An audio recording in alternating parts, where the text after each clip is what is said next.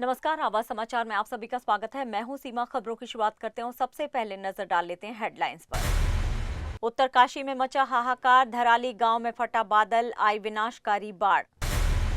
कुबरेश्वर धाम में भगदड़, 2 महिलाओं की मौत। एक तरफा प्यार में हत्या, लड़के ने लड़की को मारी 4 गोलियां, मौके से हुआ फरार। और कन्नड़ अभिनेता संतोष बलराज का निधन, शोक में कन्नड़ सिनेमा जगत। और अब खबरें विस्तार से। उत्तराखंड में एक बार फिर से कुदरत ने अपना कहर बरपाया है। गंगोत्री के प्रमुख पड़ाव धराली गांव में बादल फटने के बाद खीर गंगा नदी में जबरदस्त बाढ़ आ गई। स्थानीय सूत्रों के मुताबिक बाढ़ की वजह से करीब 20 से 25 होटल और होम स्टे पूरी तरह से तबाह हो चुके हैं, जबकि 10 से 12 मजदूरों के मलबे में दबे होने की सूचना है। प्रत्यक्षदर्शियों का कहना है कि खीरगंगा के जलग्रहण क्षेत्र में ऊपर वाली बादल फटा, जिसकी वजह से पहाड़ से मलबा और पानी सैलाब बनकर नीचे आ गिरा। धराली में अफरा तफरी का माहौल है। डरे हुए हैं लोग। राहत और बचाव टीमें मौके पर रवाना हो चुकी हैं और बचाव कार्य जारी है। मध्य प्रदेश के सीहोर जिले के कुबरेश्वर धाम में आज भारी भीड़ के दौरान अफरा तफरी मच गई, जिसमें 2 महिलाओं की दबकर मौत हो गई है। दोनों महिलाओं की उम्र लगभग 50 वर्ष बताई जा रही है। प्रशासन और पुलिस द्वारा मृत महिलाओं की पहचान के प्रयास किए जा रहे हैं। घटनास्थल पर स्थिति को नियंत्रित करने के लिए अतिरिक्त पुलिस बल तैनात किया गया है। बताया जा रहा है कि कुबरेश्वर धाम में श्रद्धालुओं की भारी भीड़ उमड़ी थी। इस हादसे से श्रद्धालुओं में हड़कंप मच गया। प्रशासन ने फिलहाल स्थिति सामान्य होने तक लोगों से संयम बरतने की अपील की है। सावन माह में आयोजित होने वाले ऐतिहासिक कांवड़ यात्रा को लेकर जिला प्रशासन ने सुरक्षा और यातायात व्यवस्थाओं के पुख्ता इंतजाम कर लिए हैं। 6 अगस्त को निकाली जाने वाली इस विशाल कांवड़ यात्रा में करीब 10 लाख श्रद्धालुओं के शामिल होने की संभावना जताई गई है। इसे देखते हुए प्रशासन ने ट्रैफिक डायवर्जन प्लान लागू कर दिया है, जो 5 अगस्त रात 12 बजे से 6 अगस्त रात 10 बजे तक प्रभावी रहेगा। प्रशासन ने सुरक्षा के मद्देनजर व्यापक प्रबंध भी किए हैं। दिल्ली के जहांगीरपुरी से एक बार फिर दिल दहला देने वाली वारदात सामने आई है। 20 साल के लड़के ने दिन दहाड़े 15 साल की नाबालिग लड़की को गोली मार दी।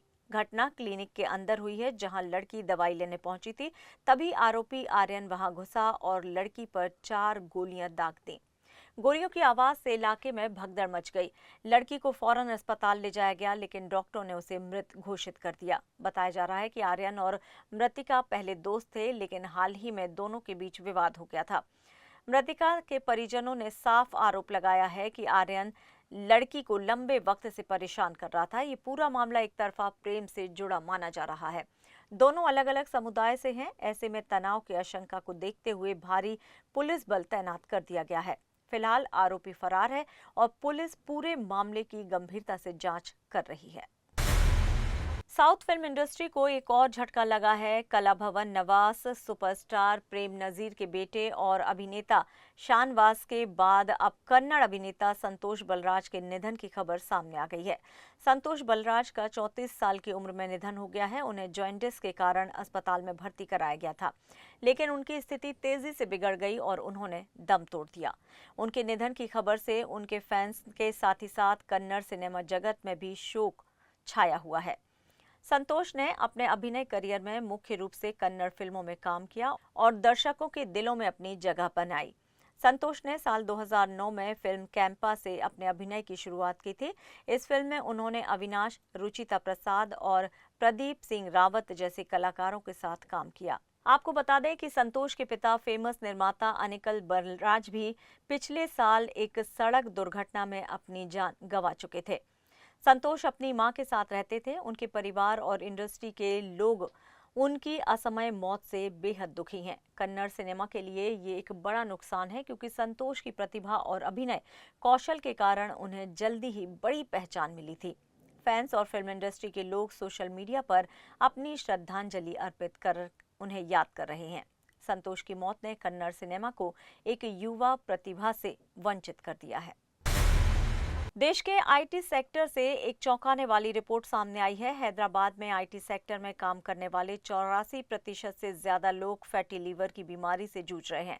ये खुलासा खुद केंद्रीय स्वास्थ्य मंत्री जगत प्रकाश नड्डा ने संसद में किया है। उन्होंने बताया है कि Indian council of medical research की स्टडी में ये बात सामने आई है। इतना ही नहीं, नड्डा ने इसे एक बड़ा हेल्थ अलर्ट बताते हुए राज्यों को स्क्रीनिंग के निर्देश दिए हैं और फैटी लीवर को रोकने के लिए ऑपरेशनल गाइडलाइंस भी जारी की है। फैटी लीवर एक ऐसी स्थिति है जिसमें लीवर में जरूरत से ज्यादा फैट जमा हो जाता है। ये बीमारी बिना किसी शुरुआती लक्षण के धीरे धीरे लीवर को डैमेज कर सकती है और आगे चलकर सिरोसिस तक का कारण बन सकती है। स्टडी के मुताबिक आईटी वर्कर्स में इसके बढ़ने की सबसे बड़ी वजह है लंबे समय तक बैठे रहना, जंक फूड का ज्यादा सेवन करना, नींद की कमी और तनाव से निपटने के लिए शराब या मीठी चीजों का अत्यधिक सेवन। आईसीएमआर की एक अन्य रिसर्च बताती है कि हर हफ्ते फास्ट फूड खाने वाले 76.3% लोगों में फैटी लीवर पाया गया है। जयपुर की 3 तहसीलों में हुए सर्वे में 37.2% लोग इस बीमारी से प्रभावित पाए गए हैं। डॉक्टर्स के मुताबिक फैटी लीवर से बचाव के लिए जरूरी एक्टिव लाइफस्टाइल है, संतुलित डाइट और नियमित जांच। स्वास्थ्य मंत्री ने चेताया है कि अगर वक्त रहते लाइफस्टाइल में बदलाव नहीं किया गया तो आने वाले समय में देश की युवा पीढ़ी गंभीर स्वास्थ्य संकट की चपेट में आ सकती है। यानी टेक्नोलॉजी के साथ साथ सेहत को भी अपडेट करना अब जरूरी हो गया है। और आवाज समाचार में यहाँ लेंगे एक छोटा सा ब्रेक, आप बने रहिए हमारे साथ।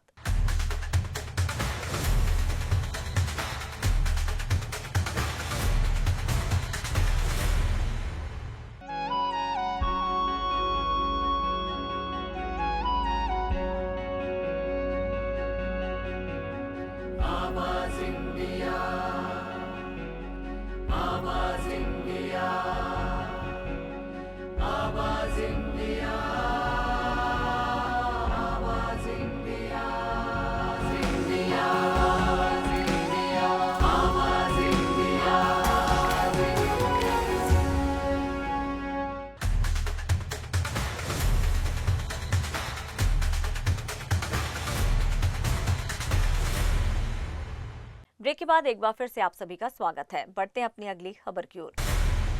केरल के कोच्चि से हैरान करने वाली तस्वीरें सामने आई हैं, जहां भारी बारिश के बीच एक टैक्सी सीधे खुले नाले में जा गिरी। बताया जा रहा है कि ड्राइवर एक कैब कंपनी से जुड़ा था और नेविगेशन के सहारे रास्ता तय कर रहा था। हादसा उस वक्त हुआ जब वो पेट्टा इलाके में एक सवारी को पिक करने जा रहा था। बारिश इतनी तेज थी कि सड़क पूरी तरह से जलमग्न हो चुकी थी और नाले भी पहचान कर पाना भी मुश्किल था। इसी दौरान नेविगेशन से मिले निर्देशों के मुताबिक जब ड्राइवर ने रास्ता मोड़ा तो टैक्सी सीधे खुले नाले में जा गिरी। घटना करीब सुबह 7:30 बजे की है।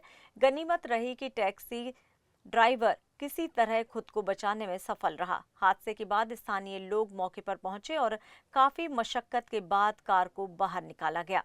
पुलिस ने भी पुष्टि की है कि टैक्सी को सुरक्षित निकाल लिया गया है और कोई जनहानि नहीं हुई है। लेकिन यह हादसा एक बार फिर से ये सवाल खड़ा कर गया कि क्या बारिश के मौसम में तकनीक के भरोसे सफर कर पाना पूरी तरह से सुरक्षित है? भारत में किसी बिजनेसमैन ने नहीं बल्कि देश के सेंट्रल बैंक ने 5,75,000 किलो सोना खरीदा है। भारतीय रिजर्व बैंक यानी आरबीआई ने बीते वर्ष 2024-25 में अपने गोल्ड रिजर्व में रिकॉर्ड 57.5 टन सोना खरीदा। इससे देश का कुल गोल्ड रिजर्व 7% बढ़कर 879.58 मैट्रिक टन पहुंच गया है, जो अपने आप में एक नया रिकॉर्ड है। इस गोल्ड रिजर्व की वैल्यू भी कम चौंकाने वाली नहीं है। आरबीआई की 2024-25 की रिपोर्ट के मुताबिक गोल्ड होल्डिंग की वैल्यू 52% उछलकर 6.68 लाख करोड़ पहुंच गई है। सिर्फ बैंकिंग विभाग की बात करें तो उसमें रखे गए सोने की वैल्यू 57% बढ़ी है और ये 4.31 लाख करोड़ तक पहुंच चुकी है। अब सवाल है, आरबीआई आखिर इतनी भारी मात्रा में गोल्ड क्यों खरीद रहा है? दरअसल इसका मकसद देश के विदेशी मुद्रा भंडार को मजबूत करना, आर्थिक अस्थिरता और वैश्विक जोखिमों से सुरक्षा पाना। सोना न सिर्फ सुरक्षित निवेश माना जाता है बल्कि ये संकट के समय सेंट्रल बैंक की ताकत भी दर्शाता है। इस भारी गोल्ड खरीद के बाद अब आरबीआई की कुल बैलेंस शीट भी 8% बढ़कर 76.25 लाख करोड़ हो गई है। यानी कि गोल्ड अब सिर्फ गहनों की चीज नहीं बल्कि भारत की आर्थिक सुरक्षा की भी गारंटी बन गया है। ठाणे जिले से एक चौंकाने वाली खबर सामने आ रही है, जहां 23 वर्षीय ट्रांसजेंडर ने फांसी लगाकर अपनी जान दे दी है। बताया जा रहा है कि मृतक का एक ऑटो रिक्शा चालक से प्रेम संबंध था, लेकिन लगातार उत्पीड़न और मानसिक प्रताड़ना से तंग आकर उसने ये कदम उठाया। घटना भिवंडी शहर की है, जहां 1 अगस्त को पीड़िता का शव उसके घर की छत से फांसी पर लटका हुआ मिला था। जांच में सामने आया है कि उसका प्रेमी उसे बार बार फोन कर परेशान करता था। पीड़िता के भाई की शिकायत पर पुलिस ने आरोपी 28 वर्षीय ऑटो चालक को गिरफ्तार भी कर लिया है। उस पर पुलिस ने भारतीय दंड संहिता की धारा 108 के तहत मामला दर्ज किया गया। इस दुखद घटना के बाद इलाके में शोक और सनसनी का माहौल बन गया है।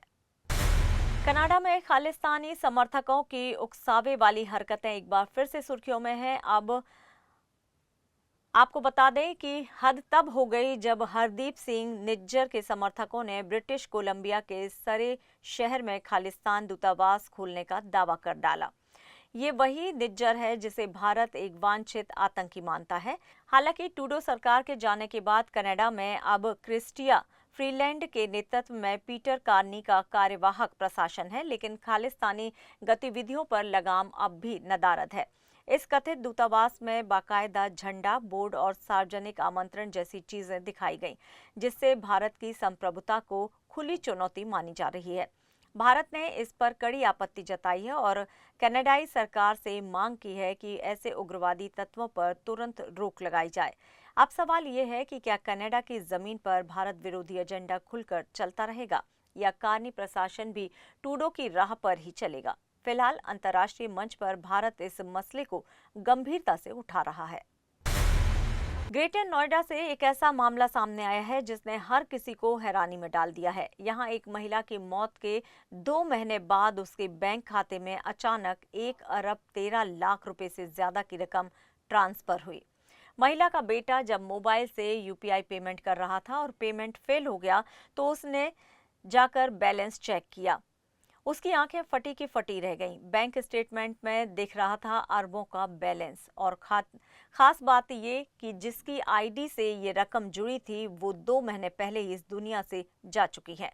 मृतिका का नाम गायत्री देवी है, जो ऊंची दनकोर मोहल्ले की रहने वाली है। गायत्री देवी के बेटे दीपक कुमार ने जब ये देखा तो घबराया हुआ बैंक पहुंचा और जानकारी दी।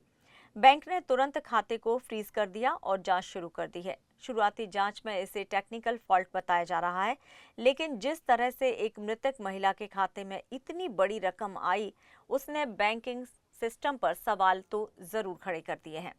इस वक्त दीपक घबराया हुआ है और समझ नहीं पा रहा कि वो आगे क्या करे। पुलिस और बैंक दोनों ही अपने स्तर पर जांच कर रहे हैं और पूरा इलाका इस रहस्यमयी अरबों की एंट्री को लेकर चर्चा में है।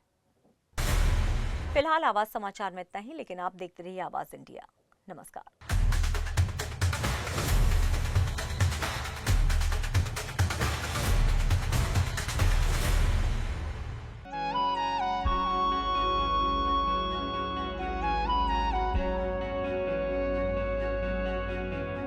आवाज इंडिया, आवाज इंडिया, आवाज इंडिया।